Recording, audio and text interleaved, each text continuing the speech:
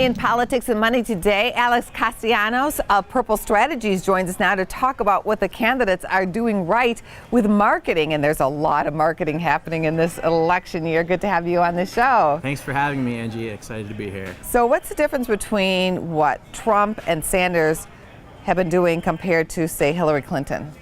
I think one of the interesting things about that is, Hillary Clinton kind of represents the old style candidate, and Trump and Sanders, they have views that wouldn't be traditionally in line with a traditional candidate. Many of the views research shows that aren't aligned with American values, yet they're still doing exceptionally well and outperforming expectations. So that means they're tapping into something else. What are they doing right, and what can businesses learn from it? I think they're doing a couple of things right. One of which is, there's this general distrust of large institutions out there. And both candidates are tapping into this anti-large institution feeling that voters have. And what that means for brands and companies is basically that they can do the same sort of thing.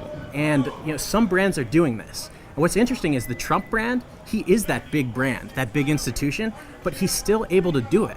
So one thing that means for companies and for brands is that even the bigger brands can tap into that anti-big brand, big institution. Now that sounds almost counterintuitive. How do you do that? So Audi is doing a really interesting job right now, positioning themselves as the modern luxury auto company in a field of old stodgy auto companies. Okay, got it. So there's something different as well that we're seeing this election season, in that people are just themselves. They're letting it all hang out, as we would say back in the day. Good plan, bad plan? Obviously, it's a great plan. I mean, we all crave authenticity, but there's a unique level of authenticity that's going on right now, and it's connecting with voters. And it's in the same way that many brands right now are connecting in a way that they haven't in the past.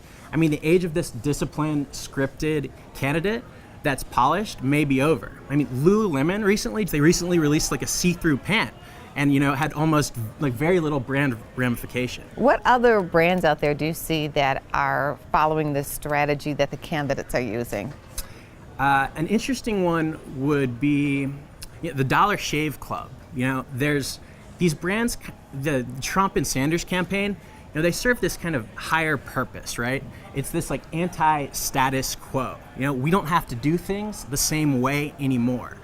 And Dollar Shave Club is out there saying we don't have to shave the same way. We don't have to buy razors the same way anymore.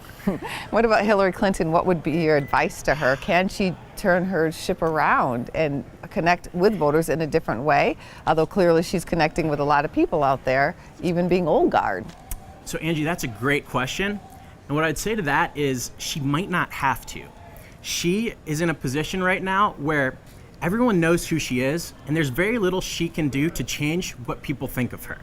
She's got a very established brand. Now, I would say that right now, Trump's been making some very big mistakes, and all that being said, it's more in his hands than her hands. If he keeps messing up the way he is, it's all hers. Interesting. Good to have you on the show. Very fascinating. Thank you. Angie, thanks for having me. Anytime.